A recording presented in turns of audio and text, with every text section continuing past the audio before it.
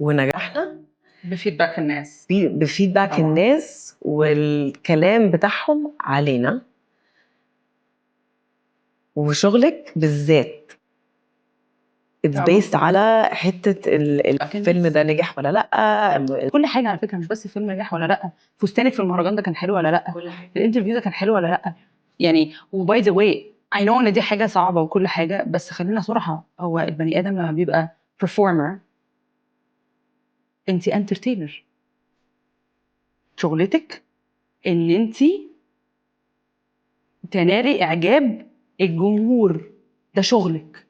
مفيش حاجة اسمها رأيهم مش مهم. انا بقى خلاص perform في الشقة، اعملي بقى مسرح كده صغير في الشقة وقفي عليه وtalk to your family، لكن you are a performer. شغلك الفيدباك essentially هو الشغل. يعني مثلا ما ينفعش افتح مطعم ولو الناس مش عاجبهم الاكل، سوري ما بيفهموش في الاكل. لا، ما انت عامله مطعم عشان الناس تيجي تاكل، فانت لازم ترضيهم هم. هل ده معناه انك تعملي بس ذوق الجمهور؟ لا، لازم تعملي اذواق مختلفه، حاجه انت مقتنعه بيها وهكذا. وهتلاقي الناس اللي ذوقهم الحاجه اللي انت بتقدميها، وممكن الناس اللي ذوقهم مش الحاجه اللي انت بتقدميها لما انت تقدميها بالشكل الفلاني يبتدوا يحسوا ايه ده، انا يمكن اكون هبتدي احب الجانر ده او الطريقه دي او وات ايفر ده.